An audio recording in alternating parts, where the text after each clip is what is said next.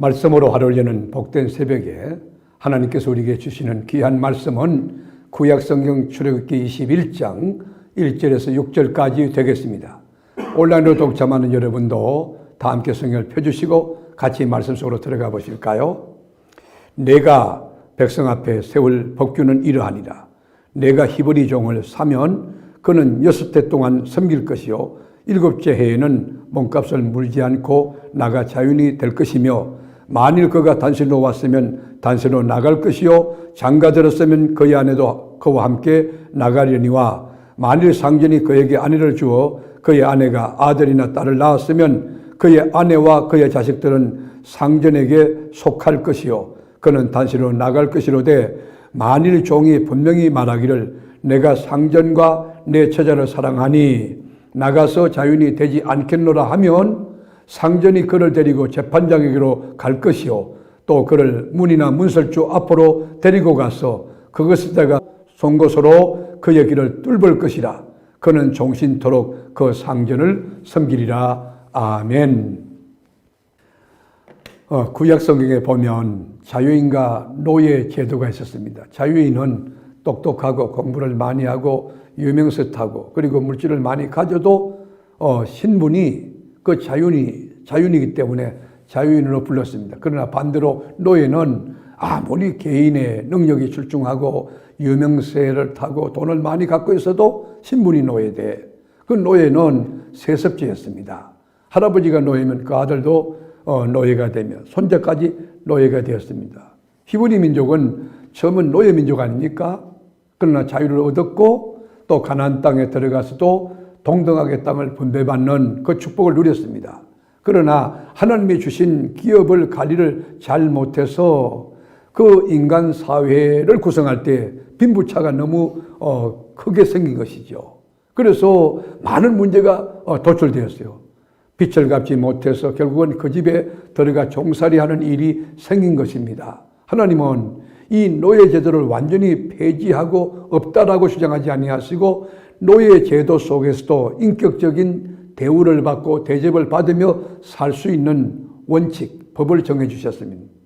히브리인은 종이라 할지라도 한 민족 아닙니까? 한 형제 아닙니까? 한 동족 아닙니까? 한 가족 아닙니까? 그러니까 6년 동안 이 종사를 해야지만은 7년이 되면 자유를 얻을 수 있는 합법적인 권리, 그런 기회를 주셨던 것입니다.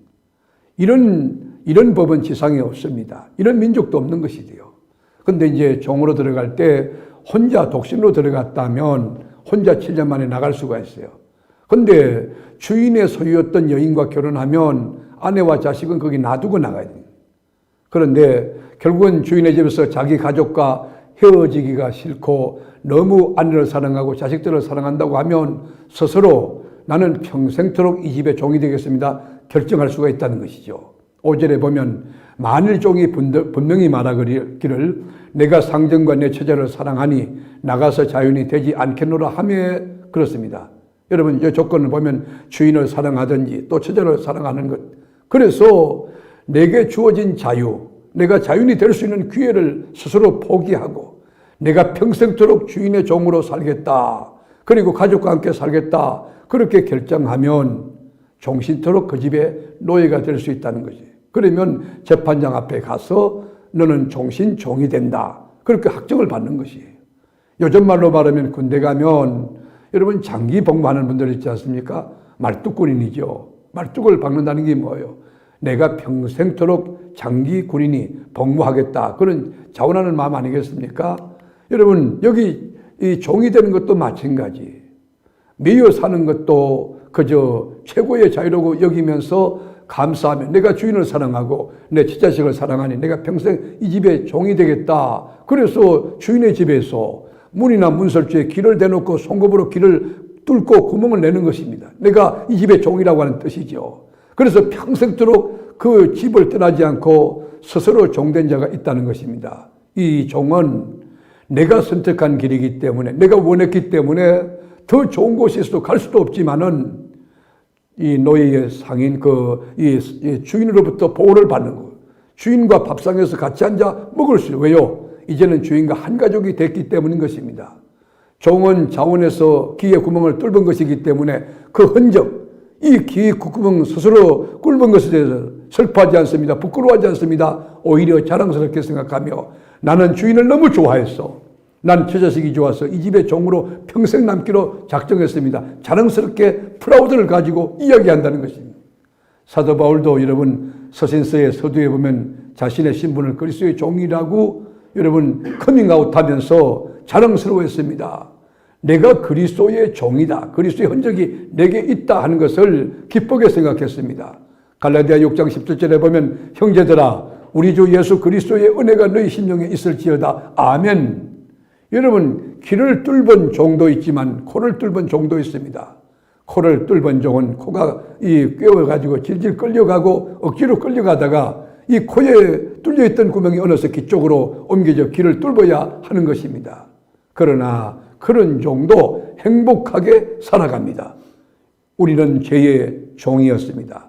어둠에 속한 자였습니다. 마귀의 자식이었습니다. 그러나 예수의 보혈로 자유함을 얻고 하나님 자녀의 신분을 얻었습니다. 이제는 영생의 소망을 가지고 이제 하나님 신 절대적인 자유를 가지고 육체의 기회로 삼지 않고 사랑의 종으로 살 것을 성경은 권면합니다.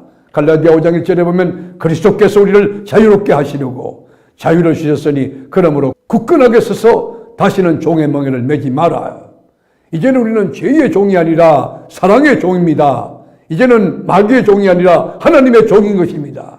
갈라디아 5장 13절에 형제들아 너희가 자유를 위하여 부르심을 입었으나 그러나 그 자유로 육체의 기회로 삼지 말고 오직 사랑으로 서로 종로로 타라.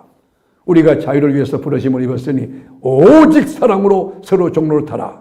말씀으로 하루를 여는 새벽에 사랑하는 교우 여러분 하나님이 주신 자유를 가지고 주님을 사랑하고 내가 속한 이 가정에서 또 직장에서 이웃에서 교회 공동체 안에서 내가 섬겨야 될 사람을 찾으면서 그들을 사랑하고 살아가는 것. 이게 고상한 자유고 가치고 기쁨이라는 것입니다.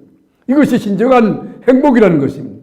모쪼록 남은 생에 여러분 종의 멍에를 매지 않고 사랑의 멍에를 매고 그리고 죄에 속한 그 마귀에 속한 그 종로를 타지 말고 하나님께 속한 사랑과 용서의 종로를 탐으로써 여러분 통하여 하나님이 영광 받으시고 많은 사람이 소망을 얻고 여러분 스스로도 자아 존중감 있고 기쁨 있고 행복한 삶을 살아가는 복되고 귀한 일이 지금부터 천국 가는 날까지 계속 일어날 수 있기를 주님의 이름으로 축복합니다.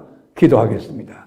주님, 우리는 죄의 종로를 타지 않고 사랑의 종이 되어 하나님의 초월적인 용서할 수 없는 그 사랑 그리고 무한대한 그 초월적인 그 사랑 가지고 이웃을 내 몸같이 아끼고 나 자신을 사랑하고 하나님을 사랑하고 원수를 사랑하고 이웃을 사랑하고 또 이 자연을 사랑하며 순례길을 걸어가되 날마다 천국이요 날마다 감사할 일이 많아지는 축복의 중량과 깊이가 더해지는 은혜를 덧입혀 주옵소서. 우리를 죄와 사망에서 건져주시고 우리 순례길을 동행하시는 나의 구주 네가 사랑하는 너무너무 좋으신 예수님의 이름으로 기도드립니다. 아멘.